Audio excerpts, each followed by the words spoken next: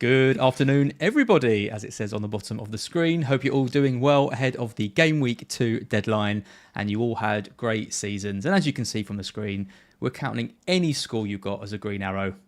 It's only fair, isn't it, Sam? I mean, unless you're last. But otherwise, yes, you got a green arrow. Do you reckon there's any chance that the person in last is listening to this stream? No.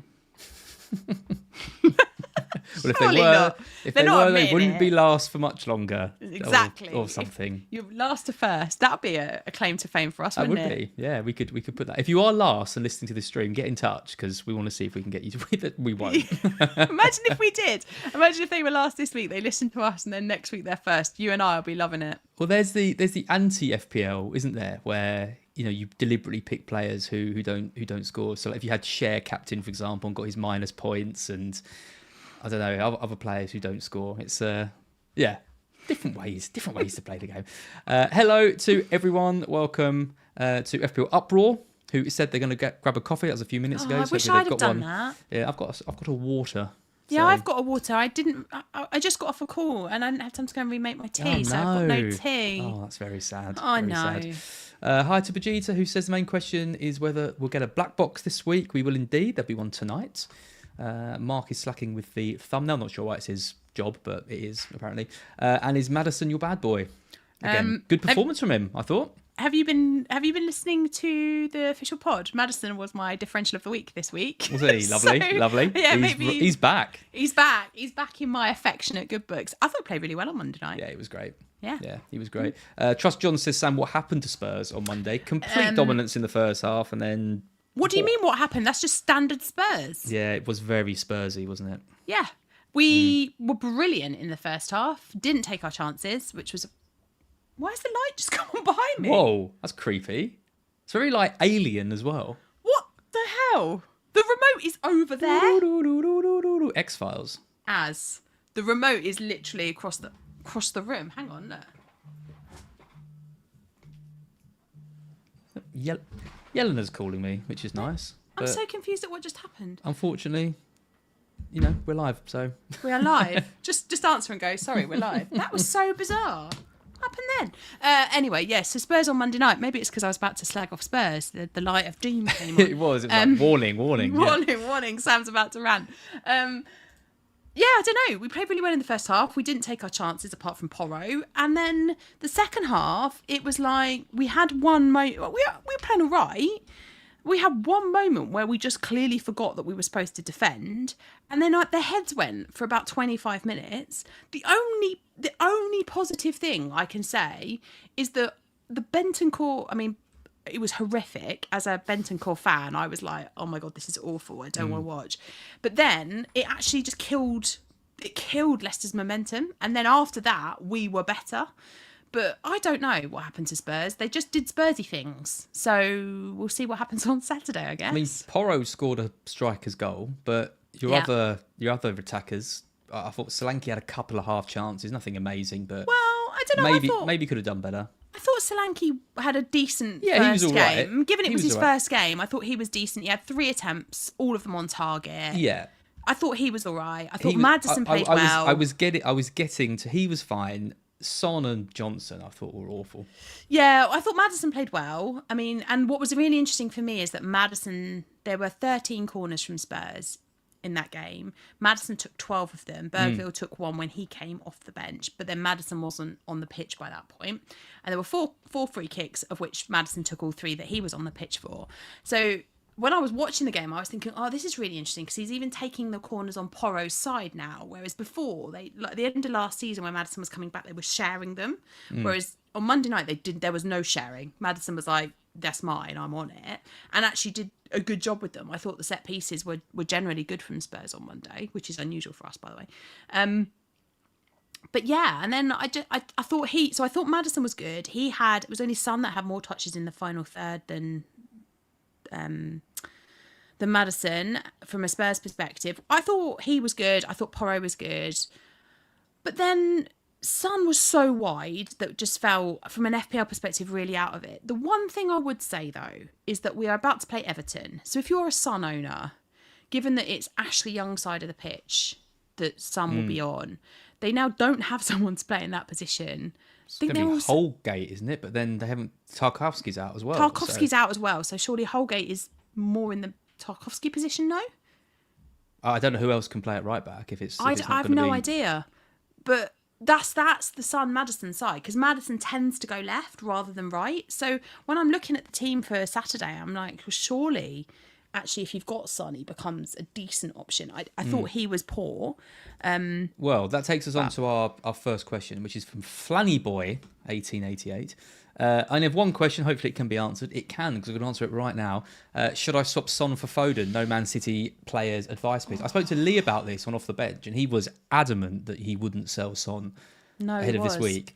But, I mean, I can completely see the appeal of selling Son for Foden given it's Ipswich. But like you say, it's Son versus an unknown entity. And Dyche saying they've only got 14 fit players today as well. When you think about that, 14 fit players... I think the 3 that will be on the bench won't be defenders. I don't think they have 3 defenders to go on the bench.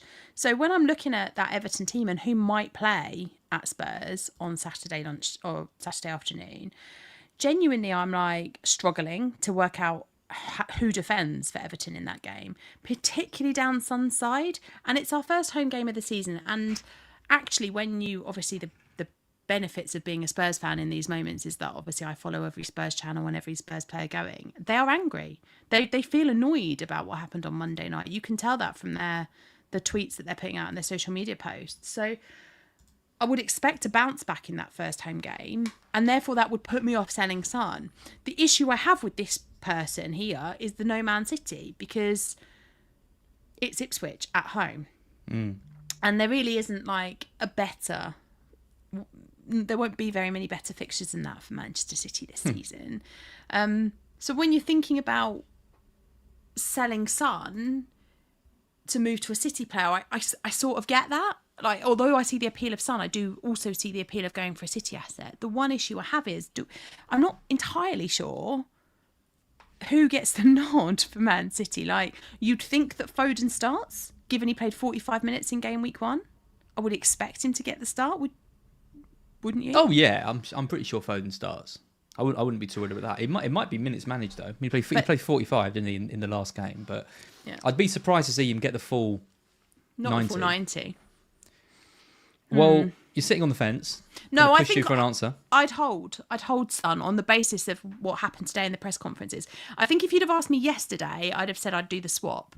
But today, on what Sean Dyche has been saying in the press about having no players, I think I'd keep Son for this week.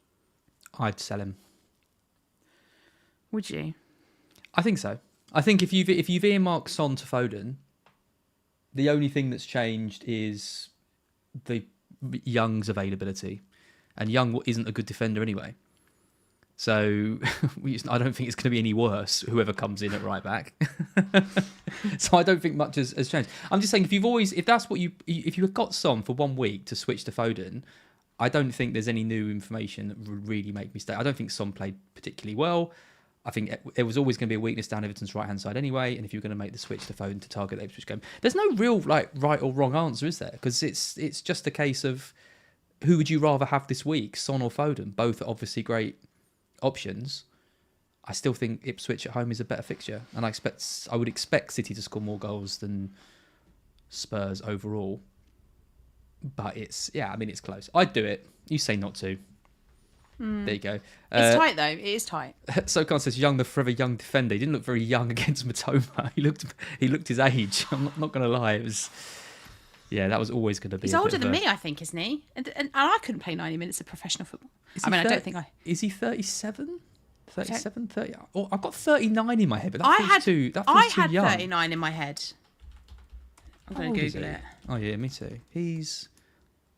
I had 39. 39. He's 39. I thought, do you know what? I thought he was 39. But then as I was saying it, I was like, he can't be 39 and starting in the league. July the 9th, 1985. Fair play to him. There's not many players that could still be playing it. It feels like he's been around forever, and he has though. Yeah, I don't know if he's going to come back. I mean, he might have to because they haven't got any players. But I think if they sign Trippier, that could be it. Yeah, but don't you think that just rules Trippier out of being picked in FPL? Who's going to pay 6 million for an Everton defender? Oh, God, no way. No chance. No way. Absolutely not. But it does open up for Livramento at Newcastle. That's true. Lemon says, as a City fan, not sure Foden starts. I think there's enough. I do think there's enough doubt there. I think he starts, but I wouldn't be like, normally I'd be 95. I'm like 80% sure Foden will start. Yeah. Yeah, I guess so. It's Ipswich. Like, he really should be able to play, not risk Foden for 60 minutes. He should be able to give. But they're short on players, aren't they? Like, he came on. I don't think he would have got 45 minutes if Samuel hadn't got injured. Yeah, I mean, you'd be gutted if you do sell Son and Foden doesn't start. I'd still do it though. A doggy looks like a cheaper Porro alternative. What do you think of that? No, I don't. It's a 5.5 saving. Like, I don't think it's enough. Like, when you watch that game on Monday night, Porro is the defender of choice. If you want a Spurs defender, you go Porro, because we won't keep clean sheets. I've been saying that for ages. Like, we're not solid defensively. We will keep some, but we won't keep many. If you really want a cheap one, then you can go for Van der Ven, sure. But I just think that with you dogs, he's going to get some. You dogs. Yeah, he's going to get some. He'll get some attacking returns, but I don't think he'll get anywhere near the attacking returns that Porro will get this season. I don't think there's enough in it between him and Van der Ven. You doggy?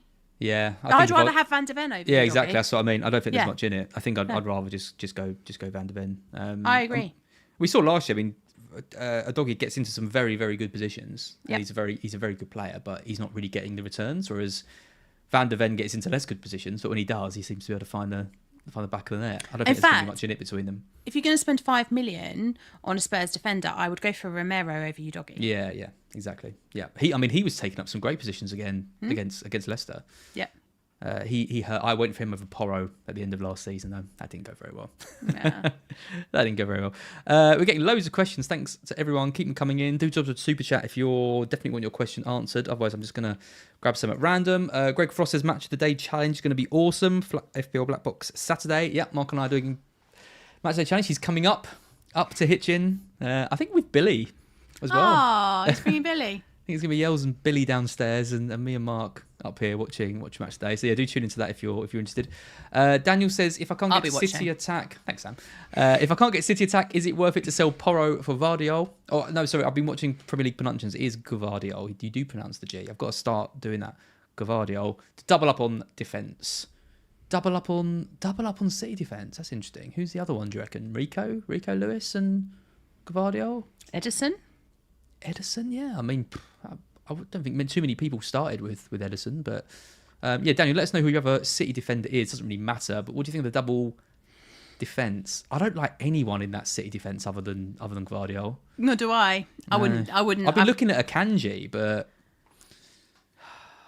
I'd rather have Porro for this week alongside Gvardiol than I would. Do you think he's all right? You think Porro will start? I think he trained today. Because that picture of his ankle with the tattoo on it, is that the one you've seen? No, there was a there's been a few Spurs videos, and I was like trying to see if I saw him and there's one where I'm pretty sure it's him, but I can't. He doesn't turn around. It's the back of his head, and I was looking at the boots, and I was like, I think those are Porro's boots. Like, this is how seriously I was taking this. But you know, but you also know that Postecoglou's one of the most honest ones. So if we's asked, and he will be asked about Porro, he will tell the truth. He's fine, mate. He's fine. And if he says he's fine, then you know he's going to start, because we haven't got anyone else. We're sold Royale. Yeah, poor Postecoglou. He looked broken after that. Honestly, that moment, picture of him just like no. But did you watch the game live? Yeah. Because honestly, when Sky cut to him, Charlison does that header, and it's like, what are you doing, mate? What are you doing?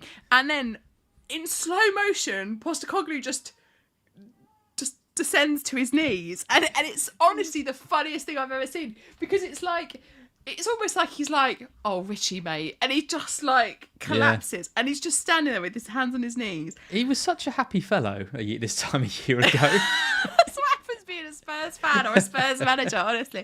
But it was really funny to watch because I was just like, he basically did what I did. I sort of when the ball went to Richarlison, I was like, oh. And then I just cut to Postecoglou, who's basically done the same thing. Oh, quality. But yeah, disappointing. We're getting some questions about Porro. So would you do Porro to Robertson or roll it and play Harwood-Bellis? Luke saying it's just Porro back in training. Just wait for the team news. It's hard to comment. If Porro is out, I will probably have to take him out of my team because I've got Barco, who we can talk about in a bit. That's your fault. And Ben Johnson, who A, didn't start against Liverpool, and B, is playing away at Man City. So I think I'll have to, which is why I was looking at Akanji, because I can't go to Gvardiol because I don't have the extra 0.5, and then it's who else in the attack and in the defence. And Rico Lewis is popular, but I think there's people going from Quansah to Lewis, and I'm thinking that's just one. Would not surprise me if Carl Walker another, gets the start. Yeah, 100%. So I've got Porro, but I've got the most ridiculous. But for some reason, I've gone big at the back, haven't I? So I've got Gvardiol, Saliba, and Porro, and then I've also got Robinson and then Barco. I'm guessing you were planning on benching Saliba, right? Well, so Saliba, was it Gabriel? I can't remember which one you said. No, I've got Saliba. No, I was actually planning to play a back four this week. Oh, okay. So my plan was to play a back four and to bench Nkunku. Oh God. You're at that stage with Nkunku already. I already regret. You're benching for an Arsenal player away at Villa. That seems... Yeah. I already regret my life choices with Nkunku. Oh, dear. I'm already at that point where I'm like, no, I don't. I'm done with you. I don't like you anymore. So, if Porro's out, it's actually fine. I'm just playing Nkunku. Yeah. So I'm not like, I don't have to make a change. What I would say is that I think both Robinson and I think Harwood-Bellis was mentioned, wasn't he? Both of them have good fixtures moving forward. Like both of them have an opportunity for some clean sheets in the next few weeks. And I do think that Barco to Harwood-Bellis actually does make a lot of sense. I very nearly started with Harwood-Bellis and I wish I had. I think I got too caught up in the corner thing at Brighton and I was just like, ooh, taking corners. Who have you been listening to? You know. Well, my mate, he's a bit of an idiot, but no, I'm joking. But I think Barco was the obvious logical choice because he was on corners and the route to points was there if the clean sheets didn't stick. Whereas with Bellis, it's just one of those things, right? I think Babani says it great. As Barco didn't start last week because he was bound for a loan move. I think that's probably what happened. I actually think it is a strange one because obviously he looked so nailed on to start. And if you look at our other players, a lot of our other players, it's Ingram, Matoma, Casado, all these players went out on loan, had a year out and then came back and were kind of straight in the first team. Whereas it's been quite clear with Barco that he's been integrated in the first team straight away, pre-season, not loaned out in pre-season. It just looked like he was going to be a first team player for us. I thought he kind of bypassed the loan bit, so I wasn't really too worried about that. As soon as he missed out in game week 1 though, I thought there's an injury here or there's a loan. Yeah, it felt that, didn't it? Like when I was texting you on Saturday when that team sheet came out, I was like, I've got a text ads. So I put it in our group chat. I was like, it's got to be some. I like to find a GIF that I can't remember which one I sent now, but I sent you. Oh, I sent you one about being a fraud, didn't I? Yeah, thanks, Sam. You weren't the only one. No, I bet it wasn't. But actually, in my head, I was like, well, it is what it is. Like it's your 4. Like I was just jesting with you. Like in reality, it's your 4 million defender. So. Whatever. Yeah, it's much worse if you went for Quansah and who'd be giving advice on that, Mark? Yeah, exactly. Yeah, I mean, there's definitely one expert in Black Box and, So I'm looking at it and I'm like, okay, well, it's not the end of the world. But if you can go to Harwood-Bellis, I don't think that's a bad idea. The Southampton fixture's actually all right. And I'd play him this week, yeah. I would play him this week. Yeah. Like, I would play him this week if I had Bellis. Like, I don't know how to play 5 at the back, but I genuinely think he's a decent option this week and is a decent option over the coming weeks as well. So if you are in a quandary where you've got problems and you're not sure what to do and you're worried about Porro, then a Harwood-Bellis for Barco, I think is a really good option. Yep. Thomas W says, thoughts on a Solanke captain now that Everton's defence is so weak? I'm guessing if you're a Haaland owner, then you're going to be going there. But if you're not a Haaland owner... Yeah. you're either going. I mean, you're going to go Salah, I imagine, but Solanke isn't a bad alternative, is he? No, I think that it's weird, isn't it? Because you're gonna go Haaland because if you've got him, that's what you're doing. You've bought him for this week. But when you actually look at the fixtures for this week, if you've got Salah or Jota, either of them are captainable this week. Mm-hmm. If you've got Son, even I would still keep Son in this bracket. Son or Solanke or Maddison, they are captaincy options this week. Like there are genuinely good options across the league. So I actually quite like the Solanke captain thing. Like, if I didn't have Haaland, I think that's what I would do. I would go outside the box and try to find a player that's got potential to return well. And against an Everton defence that I don't think may not have any defenders in it, then Solanke, who got 3 shots on target and has 90 minutes of play with his new teammates under his belt now, so understands a little bit more about what balls. Like, I thought he fitted in really well to the Spurs system in the first half. I was watching it and I was like, hello. There was one moment where he pressed the ball and I turned to Lee, who was sitting next to me, and I was like, what is this? There's a Spurs number 9 on the pitch and he's pressing the ball and he's getting back and he's winning tackles and he's up and he's in the box and I don't understand what's happening. But I was impressed enough by Solanke. I think that's what I'm saying. So I actually don't mind the Solanke captain if you don't have Haaland. Yeah, I don't mind it either. I would still go Salah, I think, against Brentford, but I think I probably would too. But don't you think, like, if you've not got the obvious one, then going for someone a bit rogue? Yeah, no, I don't hate it. I don't hate it at all. The flip side of this is if you do have oh, my voice. Hang on. Are you all right? No. Don't choke. It's some dust, I think. Oh, don't do that. That would taste nice. Come on. If you're going to eat on the stream, get some chocolate or something. Oh, I wish I had something to eat. Haaland, triple captain from Barris302, Nathan Kelly, triple captain Haaland, and Rory, Haaland, triple captain. What do you guys reckon? His EO is going to be high, very high. It could even be over 200% because I think we're going to see a lot of triple captains on him this week. Or is it just people saying they're going to do it and then they don't do it? Well, there are a lot of triple captains active. There's over 300,000 of them active right now.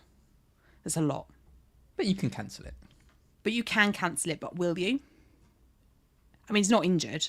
So why would you start it and then cancel it? You would not in this boat. I think in some cases you do. But in this circumstance, I think probably people won't. So let's say we go into this game week with 300,000 triple captains active on Haaland. That will hurt.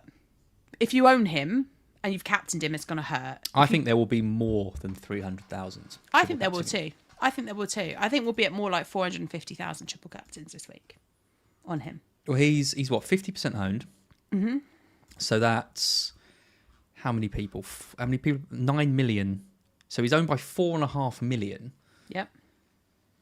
So yeah, if 10% of those triple captain him, that'd be 450k. So yeah, I can see that. Yeah. That's where I think we'll land. Yeah. My honest thoughts, and I'm prepared to be shot down on this, is that I'm not doing it. And the reason I'm not doing it is actually nothing to do with Haaland. Because he's come out and said he's in great form and he's ready to go and all that stuff. And to be fair, he looks it, right? He looks fully fit and, strong and everything else. My issue is Man City. And it's not really because I don't think Man City are good, because clearly I do, and they won the game on Saturday. But I just look at that team and I think in 3 or 4 weeks' time, that Man City team is so much stronger than it is right now because it's got its stars back and they've got match fitness from being out over the summer and the break that they've had. I'm not sure what that Man City team's going to look like on Saturday. I'm not sure who starts with any certainty. Like, I can't look at that team and go, Foden and Rodri and all these guys definitely get the start. Like, I don't feel confident saying that. So that puts me off the triple captain because I want my triple captain to be a player, ideally, that's in form and playing for a team at full strength and in flowing form. And I don't feel I can say that about Man City right now, which is why I've decided not to do it, because I genuinely think that, in a few weeks, when Southampton or anyone really, but when one of the other newly promoted sides turn up at the Etihad in a few weeks' time, that could be just as good a game week to do it, and City might be in that form. That's why I'm not. Yeah, I completely agree with all of that. I mean, there's a thing in the back of my mind, which is, do I really want to be using a chip this early anyway? We think there's going to be less double game weeks going forward, but you never know what might happen a bit later on. Games have been called off for all kinds of different reasons. We might end up with a great double game week. Exactly. We might end up with a great double game week down the line. We also don't know what this mystery chip is and whether we can use that in conjunction with the triple captain somehow. I mean, I don't know how that would work, but maybe we can like dovetail the two. We've got unknowns about Man City because Rodri's not there, and it's difficult to judge them on a away game at Chelsea where they were okay. They won the game 2-0 and they played well, but they didn't. I thought Chelsea could have nicked a goal in that, and then it might have been a different game. The chances are they play at home to Ipswich, they win 4 or 5-0, and Haaland gets 2 goals. I would be surprised if that didn't happen, but stranger things have happened in the past. Yeah. And I completely agree. I want to see a full. I mean, Haaland scored big in, got a brace in his first game in the league against West Ham. He got hat tricks against Forest, in game weeks. I think it was like 5 or game weeks 4 or 5 or something like that. City might start a little bit slowly, but Haaland seems to start pretty strongly. Hasn't ever scored in game week 2 though, has he? I think I'm right in saying that. Has he not? I think I'm right in saying that. Is there anything you can take from that though? No, absolutely not. Of course not. And you could argue that he hasn't scored a game or two, but he's never really been fully fit going into a season like he is now. Yeah, but then he's returned 13 and 13 in the last 2 game week ones before this one. I also think it is tricky playing a promoted team early on. Also, if Ipswich come, honestly, and I'm prepared to be shot down on this as well, but I was really impressed by Ipswich in that first half against Liverpool. I know that they were at home and living on vibes and just the feel of the crowd and all of that stuff. I get all of that. But genuinely, they played well. They ran out of path. Liverpool came out after some changes to their personnel at half-time and played much, much better in the second half. But I was impressed by Ipswich in that first half. Now, if you are Ipswich, in your first away match in the Premier League is going to the Etihad, you're living on vibes again, aren't you? And it's don't get thrashed. That's the message. Stuffed. The message is don't lose 6-0. Right. If we lose 2 or 3-0, we suck it up. We've played Liverpool and City. We haven't embarrassed ourselves. 100%. We push on from there with Fulham at home in the next game. Yeah. I agree. I totally agree. I do genuinely think that there is... Ipswich proved on Saturday that they can be resilient. They can. They did it for 60 minutes against Liverpool and then they had a little bit of a collapse. But they only lost by 2. They didn't get stuffed. They will want to repeat that performance again against Man City. And I don't know that there's a better game for them, in terms of away trips anyway. That this will be one that they'll have marked on their calendars. We're off to the Etihad. And they're coming up against a Man City team that aren't fully ready yet. They're good, obviously, because it's City. But they haven't got all their star boys back yet. And all of that noise, now he could still go and bang a hat-trick. But I also would put on him banging a hat-trick in game week 10, game week 11, game week 12. There's going to be other opportunities, isn't there? And we don't know what state Southampton might be in game week, whatever they play them. We don't know what state Leicester will be in, since they haven't signed any players. Mm-hmm. I think there's going to be other opportunities. If you think that Pep sets City up and they go out and they absolutely batter Ipswich 5 or 6-0, and you've earmarked the triple captain, I'm not going to say anything to change your mind on it. I think it's Haaland versus a newly promoted side at home. He's a great option. Well, there might not be a better chance, and we might be completely wrong. But for me, I want to keep it for a bit longer. I'm with you. Yep. Also, as it will ruin my season. Well, if I get a triple captaincy fail in game week 2, I'm raging. And honestly, I'm going to get to Christmas and I'm still going to be raging. The only reason I'm a bit tempted to do it is because Mark hasn't got him and we're doing match of the day challenge. Imagine if I triple captained him. Please. I honestly, because I will know what's happened and I'm not sure that I could watch you live that trauma with match of the day. No. I mean, imagine the elation though if I would get called so many smug names if I triple captained him and Mark didn't have him. The last time I watched you two do a match day challenge, it was honestly one of the... That's when it all went wrong. The best and the worst things. Yeah, it was honestly one of the best and the worst things I've ever watched in my life. That was the 9-0, wasn't it? Was that Yeah. 9-0 with Salah? It was the one where you knew that something big had gone off because the audience was huge. Yeah. And I remember Mark saying to you, something's happened because there's like 9,000 people. That wasn't the last one. Was that the one before? That was the one before. That's when Salah blanked in a 9-0 and Haaland got a hat trick and neither That's had him. right. That's right. That was that one. But I honestly, I feel like because we're friends, I genuinely feel it. Like when you're doing it, I'm like, oh my God. And I don't think I could cope knowing that you triple captain. It's when you log in and you see like 5,000-6,000 people watching, and we don't get that many views normally. So you're like, well, something's happened, and people like misery. Yeah, they do. They do. And you know that's why people turn up. People turn up to watch you suffer. Yeah, but I mean, bit of a mixed bag. Rather triple captain Haaland and City are firing second half of the season. So Stuart B62, that's what Sam and I have been saying. JC Lim says City are going to hammer Ipswich. They probably will. If you think that, then go for it. Maliki says Haaland's getting a hat trick. I assume if you think that, then you triple captain him. Absolutely. Yep. I think it's a bit difficult. Heroic Doses was on the fence. He says got a run. Don't know if we've actually helped him in that whatsoever, but we tried. We tried. Jason M says, you say Ipswich only lost 2-0, but Liverpool battered them in the second half. It could have been 5-0. The XG was nearly 4, and Liverpool wasted opportunities. That's true. That's not untrue. That is true. But I honestly think that... Well, do you think that this Man City team is better than the Liverpool team that we saw last week? Not right now.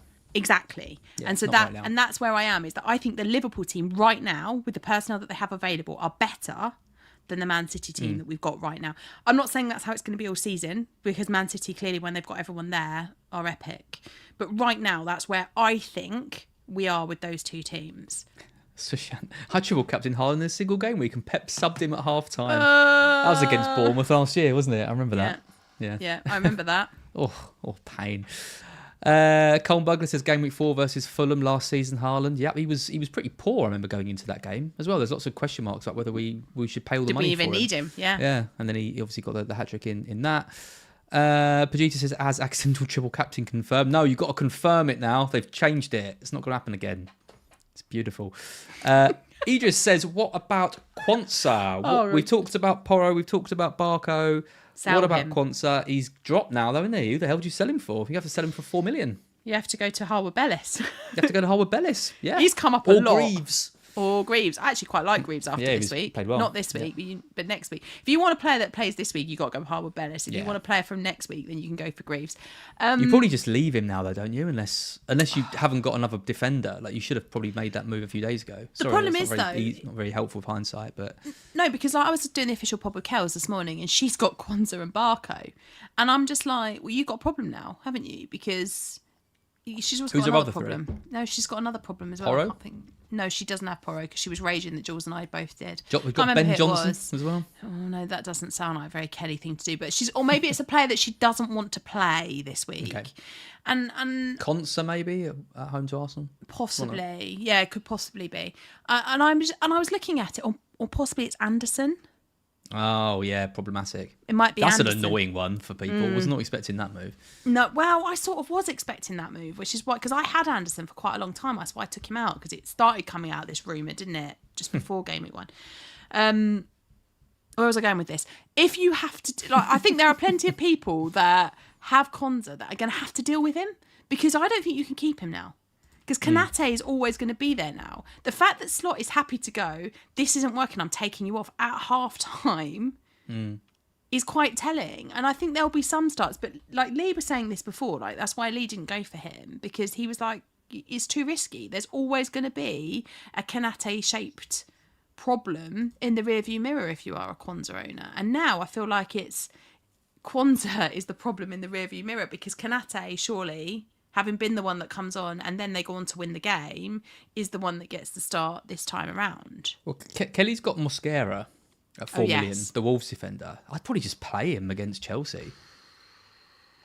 I just think otherwise you're moving Quansah. Then she's going to have 4 million defenders. I think she's going to sell Barco for Harwood Bellis. I think that's what she'll do. Yeah, I think that's probably a better move, right? Then you deal with Quansah a bit later. But that is.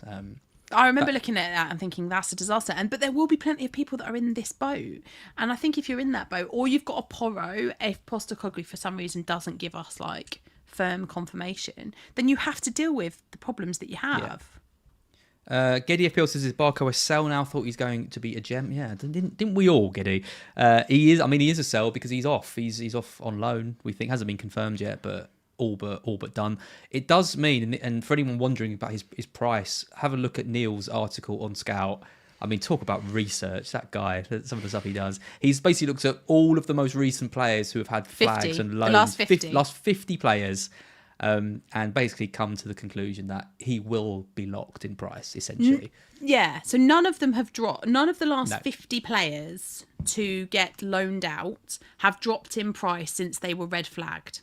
Now, we don't know for definite whether the game And decides Cancelo, that. I think he said that none of them have been as highly owned as Barco Cancelo, yeah. at 25, but Cancelo was at similar-ish, and he lost like 1.2 million owners or something and still didn't go down in price. Yeah, and some of those would have been in because we were mid-game week when he got sold or went out on loan. So you would have expected that he would have dropped in price, and the fact that he didn't is quite interesting. So I think there's less panic over Barco, but he's still going to have to be dealt with at some point. That sounds very sinister. He must be eliminated. Yeah, that's kind of how I feel about him. Not going to lie. Varud, I think this is probably quite an easy one. Saka to Foden. You think that's an easy one? Why? Because I wouldn't do it. Oh, right. Yeah, I agree. Yeah. I thought you were going to say to do it. I wouldn't sell Saka. No, I'd be Saka's a season hold, I think. Agreed. I can't imagine selling Saka unless something dramatic happens with Arsenal or with him. I think Arsenal are one of those teams that they're just kind of fixture proof as well. Like if you've got an Arsenal asset, you play them regardless of the fixture. Yep. We've got 5 minutes left, so let's do a bit of a quick fire Q&A. Thoughts on Palmer? No. You want it quick? Good. What if you've got him already? Sell him. I'd sell him. You'd sell him? Honestly, I might give him one more week, but honestly, he was so wide, and I just don't see the point in that. It's a budget. If he was 8, I'd say hold. He's 10.5. You want a 10.5 player out wide? Palmer to Foden. Yes. I think you would be very, very tempted to do that. I would do that this week if Chelsea I are had just all over the show. How is Felix going to slot into that team? I've just got absolutely... Well, that's why I've got Nkunku-shaped issues, haven't I? Because what is going to happen with it? He's going to have to go up front in Nkunku, surely. They can't persist with Jackson and have... But he took Nkunku off rather than Jackson. I know. I was just sitting there watching it, and I was like, are you joking? Like, Jackson's been dreadful. Yeah. I can't even remember. Like, I just don't see how they're going to keep Jackson. Like, Neto surely plays on the left, and then Palmer in the middle, and then it's going to be Felix on the right, isn't it? Surely. Well, I don't know. This is the problem. They've got half. I mean, they've got half the world's footballers in their team. Apparently, 15 of them aren't training with them. So, okay, that makes it all fine then, doesn't it? If you've sent 15 of them to train somewhere else. I really liked his comment. It was like, I know it looks like a mess from the outside, but inside there's 20 players not training with the first team. I was like, nope, that sounds like a mess from the inside. That's a mess. If you've got, I was saying this to Tom. Like he was saying, oh, but it's fine because 15 of them are training elsewhere, and I was like, Tom, that's not fine. That's ridiculous that you've got 10 to 20 players playing somewhere else. I would sell Palmer, but if you want to give him another week, then fine. I just don't like where he's playing. Facts that says mad. Do you see those fixtures? Palmer is I do essential for week 3. Essential. Mad. He's not essential. He's not essential. That's a bit far. But I mean, I can see why people might want to hold him. But I think it's probably he's a luxury player right now. I think he is quite luxury, and I think you can get what you get from him from Foden and more. Agree. And not have to worry about the team. Abdul says just hate on Chelsea. Not sure if that's like telling us to hate more. We can do that, or whether that's are we doing to just give it some balance? I actually thought Chelsea played all right against Man City. Yeah, so did I. Yeah, I thought they played all right. I just don't see them in FPL being worth it right now. No. And I'm saying that as an Nkunku owner. Yeah. Greg says Ruta 5.5 million out of position. Been doing my research on him, talking to some Leeds fans. He looks very exciting, but a complete no-go as an FPL asset. He looks like a kind of Adama Traore type. Loads of energy, going to cause defences, loads of problems. Big, strong guy, might get some assists, but he can't score. His finishing record is poor. And where's he going to play? Like, is he going to just completely oust Pedro from the 10 spot? Is it going to push Pedro up to 10? We don't know. He's a wait and see for me. Could be a good option at some point, but yeah, we'll have to wait on that one. Definitely don't buy him immediately. Adam Stevo says starting Kunku or Smith Rowe. I know what Sam will say, so as. I'm starting Smith Rowe over Nkunku, so that's my answer. I'd play Smith Rowe, I think. Away, I wasn't that impressed with Wolves. I thought they gave Arsenal a bit too much respect in that game, but I imagine O'Neill will say to them, let's get them. You know, before the chemistry's there, while they're still learning these tactics, while they don't even know the best 11, let's go out and give them a game at home. And we don't even know. Yeah, we don't know anything about where Nkunku's going to play. Whereas Smith Rowe's going to start in the 10 against a team where Fulham will be expecting to win that. So I would start him in that one. FPL Yellow Army says, my question is Rashford a 100% sell, or should I replace the injured Aina? I mean, the answer to both of those questions is yes. But the key thing is always to replace your weakest point. The injured one. So you have to deal with the injury first. Yeah. And then you deal with Rashford. Unless you have Howard-Bellis on the bench, because then I think you can just bring him in and maybe... Yeah, that's true. Do something else. Rashford, though, like, again, it's one of those ones, you've started with Rashford, you know his limitations, you know he's going to frustrate you. Was there anything in that game that you saw that made you suddenly think he's got to go where you weren't thinking that? Surely if you started with Rashford, you believe in him to give him a couple of games in the side. I'm not saying I would pick him, because I wouldn't. But why would you pick him for 1 week, see him against Fulham, and be like, oh yeah, now I've got to sell him? Because that was what Rashford's been doing for ages. Maybe it's the Brighton thing that's making, because actually Brighton were really good in game week 1. So possibly it's the like. We'll give up chances though. Yeah, but probably not to Rashford. And it probably will be to Rashford, because it's Veltman on the right. And actually, Rashford against Veltman isn't. No, that's true. Isn't terrible. No, that's true. I'd give him a week. I think you have to replace the injury first, and then you deal with the players that you just don't want anymore afterwards. Yep. Final question, because we've had this a couple of times. This is from Auntie J. Hi, Az and Sam. Hope you're both well. Oh, that's very kind. Thank you. We are. Yeah, we are very well. Yeah. What do you guys think about selling Gabriel and bringing in Gvardiol? Nothing in the bank. Thank you. And there's actually been a few questions about that. Another one from Fairs here. Gabriel to Gvardiol.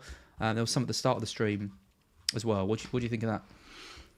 I can understand why people might be doing that, because actually the Arsenal fixtures are quite hard defensively. Like, obviously it's not just this week against Aston Villa, but then 4 it's the London Derby, North London Derby, and then 5 it's Man City. So I can understand why people are thinking along those lines.